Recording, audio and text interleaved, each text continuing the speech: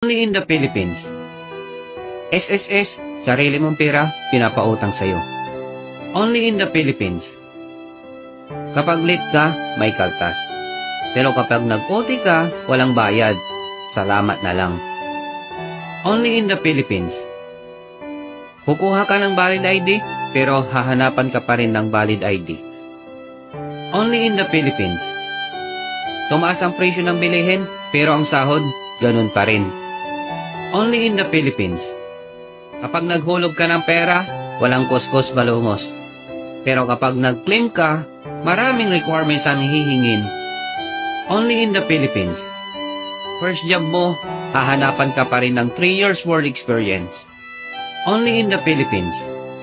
Hiring ng waiter, pero graduate ka muna ng 4 years course.